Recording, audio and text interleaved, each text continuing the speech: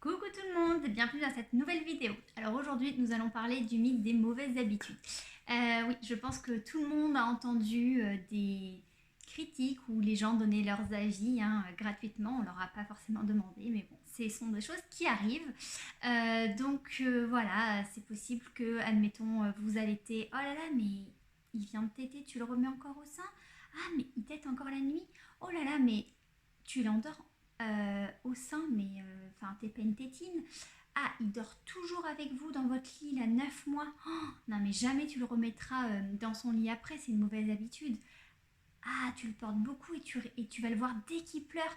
Non, mais l'habitue pas trop, après il va faire que pleurer et tu vas devoir tout le temps y aller. Bon, bref, autant de phrases qu'on peut entendre et j'en passe, n'est-ce pas? Euh, mais c'est vrai qu'on les entend, elles nous font douter, elles nous font même culpabiliser parfois et remettre bien souvent en question. Alors déjà, on oublie, parce que pour moi c'est un gros mythe de les habitudes, les mauvaises habitudes. Je pense que si un enfant y pleure, c'est qu'il a besoin. Si un enfant il a besoin de téter ou de tétouiller ou d'une tétine ou de quoi que ce soit, c'est qu'il en a aussi besoin. Et en fait, quand on répond à leurs besoins, et est-ce qu'on fait quelque chose de mal? Je ne pense pas. On est des mauvais parents d'aller voir nos enfants parce qu'ils pleurent? Je pense pas. Voilà, il y a dans beaucoup de civilisations, les enfants dorment pendant des années et des années en famille. Il y a même des générations qui dorment ensemble. Voilà, ça fait pas pour autant des êtres qui ne sont pas indépendants ou autres, ça n'a rien à voir. Plus vous répondez aux besoins de votre enfant, plus il évolue de manière sereine et vous verrez qu'un jour, petit à petit, il se détachera très naturellement. Et tout rentrera dans l'ordre, si je peux dire ça comme ça, je mets des guillemets parce que c'est un petit peu les cases que j'aime pas trop. Mais c'est pour, vous comprenez mieux comme ça. Donc voilà, par exemple, nous, notre fille est restée plus de 9 mois dans notre chambre. On a continué quand même à faire, après elle est repartie dans sa chambre. J'étais naïve de penser qu'elle ferait éventuellement ses nuits. Non. Mais en tout cas, elle nous a rejoints toutes les nuits jusqu'à ses 18-19 mois. Donc j'ai entendu dire, oh là là, encore? Bah oui, mais si c'est ce dont elle a besoin pour être rassurée, il n'y a aucun souci, nous, ça ne nous dérangeait absolument pas. Et puis petit à petit, vers 18-19 mois, elle n'a plus du tout voulu venir dans notre lit. Donc vous voyez comme quoi, et pourtant elle a connu ça quasiment toute sa vie.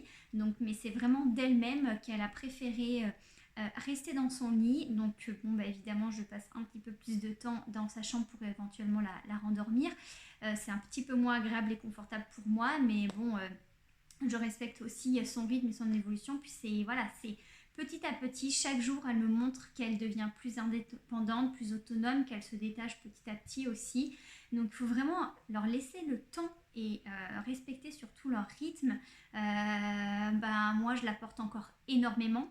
Il y a des enfants qui marchent beaucoup et qui vont de temps en temps réclamer les bras parce que bien sûr, ils fatiguent, il n'y a aucun souci. Moi, elle veut beaucoup les bras, mais je sais que c'est parce qu'elle a besoin de beaucoup de câlins, de recharger beaucoup son réservoir affectif. Donc voilà, chaque enfant est différent et on répond aux besoins de chaque enfant et de manière différente et en fonction de lui. Et puis surtout, ils se finissent par se détacher clairement.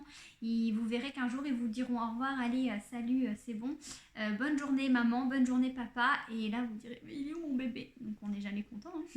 Mais c'est vrai, c'est véridique. Donc un enfant ne prend pas de mauvaises habitudes. Si vous l'endormez au bras, il en a besoin. C'est pas dramatique. Il y a un moment donné où peut-être qu'il va grandir, vous allez lui expliquer qu'il peut s'endormir dans son lit et vous pouvez rester à côté. Voilà, peut-être qu'on peut aussi faire par étapes, surtout si bien sûr vous en avez vous marre, parce qu'il faut aussi s'écouter en tant que parent, sinon c'est pas viable non plus. Mais je veux dire, il n'y a pas de mauvaises habitudes. Un enfant ne prend pas de mauvaises habitudes, encore moins entre 0 et 3 ans où ils sont encore quand même des bébés. Donc il faut simplement écouter, respecter leur rythme. S'ils pleurent, c'est qu'il y a quelque chose qui ne va pas. Puis après, il y a une période aussi de cauchemar, de terreur nocturne, etc. Donc forcément, ils peuvent être perturbés par beaucoup de choses. Donc répondez à leurs besoins. Ne faites pas qu'après il y a de mauvaises habitudes particulièrement, pas du tout, les choses rentrent dans l'ordre naturellement une fois que votre enfant est serein, a toutes les clés en main et se sent surtout apaisé et rassuré. Donc c'est pas toujours facile de faire entendre ça à son entourage, c'est pas toujours facile d'aller à l'encontre du mouvement et surtout quand on n'a pas forcément des copains ou des parents qui sont dans cette manière-là de penser ou de faire. Mais bon, c'est pas grave, il faut continuer à être là pour nos enfants autant qu'ils en ont besoin. N'oublions pas qu'ils n'ont pas la même maturité que nous, je le répète, je le dirai à chaque fois, mais c'est la vérité, c'est comme ça, c'est factuel, c'est la science qui le dit, puis c'est factuel quoi, hein. On le voit bien. Donc répondez à leurs besoins. Petit à petit, les choses rentreront de l'ordre quand ils grandiront, quand ils prendront de la maturité, quand ils prendront de la confiance, qu'ils seront plus sereins. Tout rentrera naturellement dans l'ordre.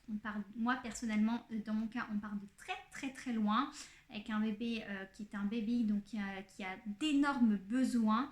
Encore aujourd'hui, je connais peu de copines proches en tout cas qui endorment encore leur enfant le soir à 26 mois, qui se lèvent 4 fois dans la nuit, qui portent beaucoup, etc. Mais nous, c'est comme ça, elle a besoin, on ne compare pas.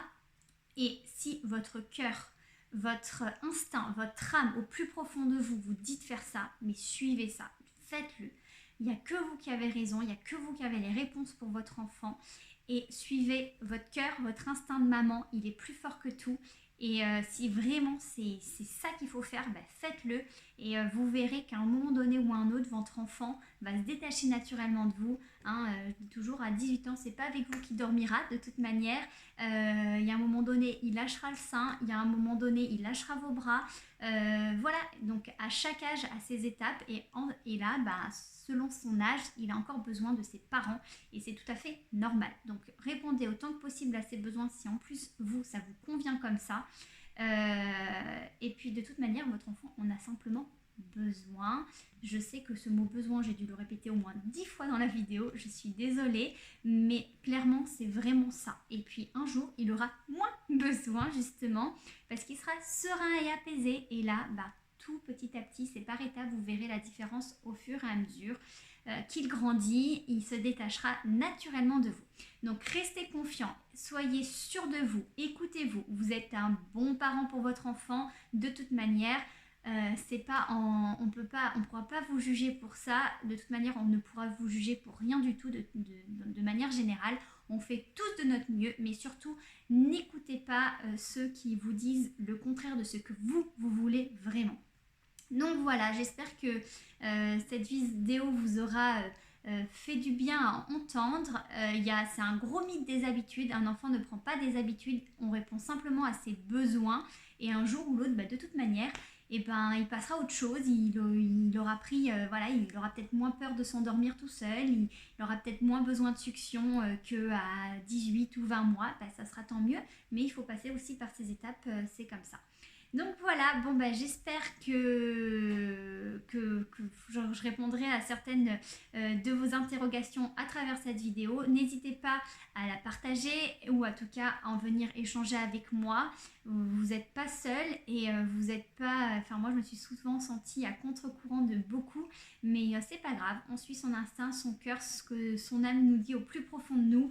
Et honnêtement, il n'y a pas meilleur que ça et il n'y a que vous qui savez vraiment ce dont votre enfant a besoin et tout rentrera dans l'ordre en temps et en heure voulue. Donc voilà, sur ce, je vous souhaite une très bonne journée. Je vous fais plein de gros bisous et à très bientôt pour une nouvelle vidéo qui, j'espère, vous fera du bien. Gros bisous, bonne journée!